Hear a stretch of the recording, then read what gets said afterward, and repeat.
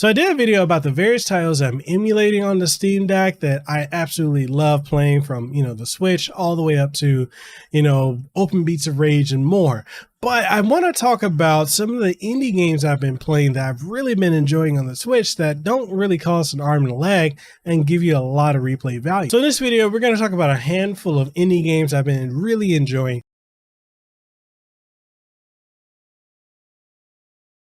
And that is none other than Loopmancer. This is a game that it's available on pretty much all platforms right now. It's really cool because it kind of reminds me of a Metroidvania in a way of how it's presented. Kind of like Metroid Dread and Metroid 2 Samus Returns for the 3DS.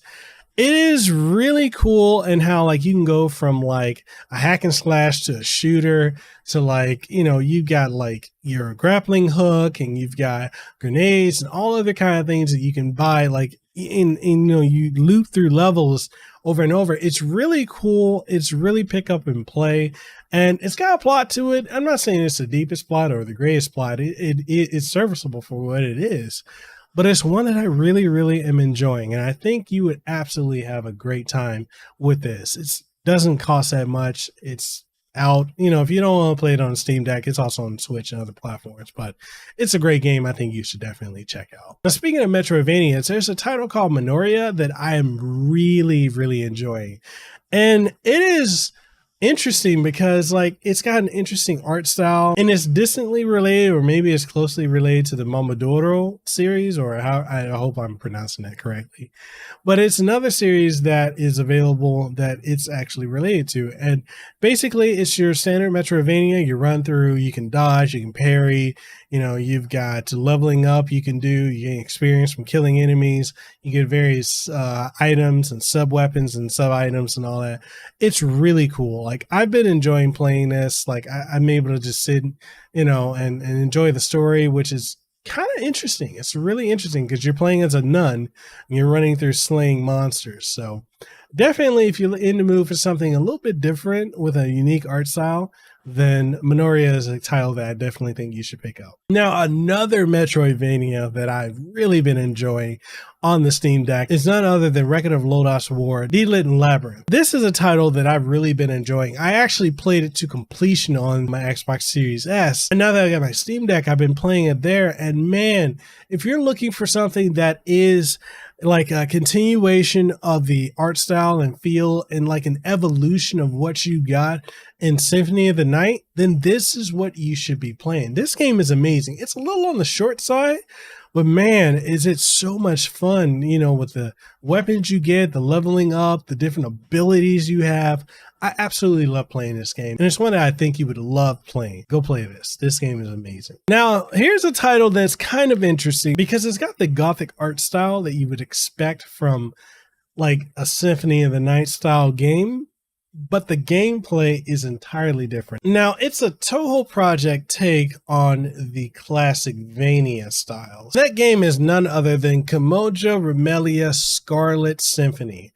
This game is part of the Toho project series of games where it's you've got so many different Toho games, like Genso Toho Wanderer, and you've got Toho 3D, and it's just a shmup game. This series goes in so many different genres, but this is classic Vania in many ways. It's very difficult. You have lives. You have the ability to float or fly, but then if you use it too much, you get punished because enemies will swoop in at you.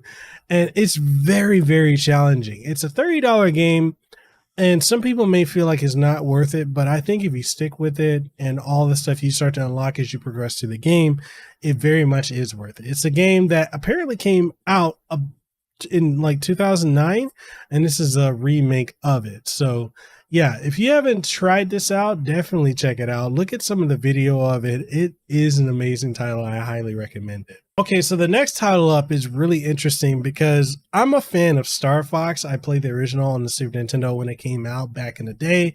I played every iteration of Star Fox. And, it's been a long time since we've had a Star Fox title. What was it? 2016 was the last time we got a Star Fox game, which is Star Fox Zero and Star Fox regard. So the publisher of this title hit me up and they're like, hey, would you try out this game?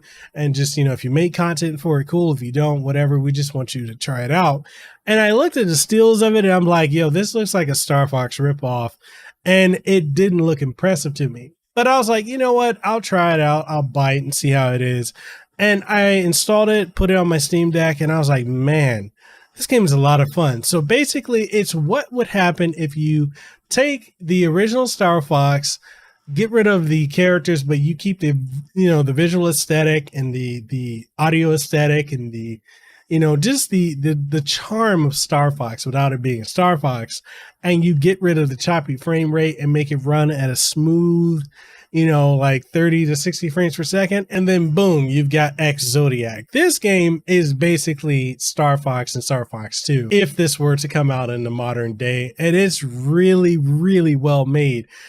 I'm amazed at how cheap the game is too, because it's very much a bargain bin title, but it's fun. So if you're in the mood to play like a on-rail shooter that is basically a modern Star Fox through and through, then Ex-Zodiac is a title you should pick up. I think you would absolutely enjoy it. Next up is a title called Zell, and it's something that I've seen people do reviews on, and it's one that I have wanted to do a review on it, but I just haven't had the time, but I've been playing it on my Steam Deck, and it's really a lot of fun. It's basically kind of like, if you remember how Tunic was kind of like Zelda, kind of like Oceanhorn was like Zelda. It's an isometric puzzle action game that kind of reminds me more of Landstalker than it does of Zelda.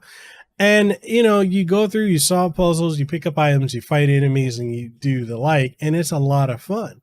If I had to choose between the Tunic, of course, I'm going to go with Tunic because I think that's the overall better game. But this is no slouch whatsoever. So if you're in the mood for something that's pretty fun, I'd say pick this up and give it a whirl. It's something that I think you would really enjoy. And that's some of the indies that I've been playing for the Steam Deck. A couple honorable mentions I would say that you should probably pick up.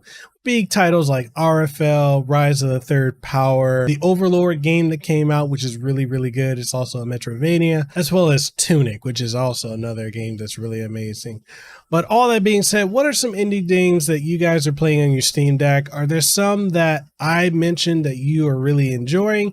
Are there some that you think I should check out and possibly do a video on? Whatever your thoughts are, let's go ahead and get the conversation going in the comment section below. And if you want to support the channel, if you enjoyed this video, make sure you like the video, sub to the channel if you haven't already. And if you want to support further, we got channel memberships as well as Patreon over on patreon.com/Mekel Kasanova. And we also have merch on Teespring and TeePublic. All that being said, I want to thank you for taking time out of your day to watch this video. I hope you have a blessed day, have some aloha, and I'll catch you guys in the next one. Peace. Mahalo for your time. If you found this episode to be incredibly enjoyable, informative, or if there's anything you gain from it, or any insight, or anything that's good that you really, really enjoyed, make sure whatever platform you're listening to it on, or if you're watching it, leave a comment if that's available on the platform, like it, share it around with someone you think would enjoy it, and give us some feedback, because your feedback is exactly what we need to keep this show going. And if you're wondering what are some ways that you could support the show, we got various ways. We've got Patreon, we have channel memberships over on YouTube, as well as Subscribestar, Coffee, and so much more. Links for everything will be in the description. Check that out. And with all that being said, I hope you have an aloha rest of your day. Let them know that I'm next level. I'm a whole new kind of guy. Yeah.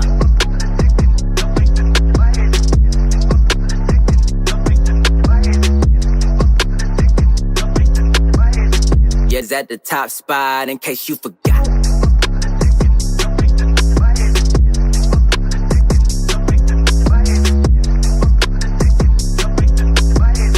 We the ones that got the block hot, bullet got the shot.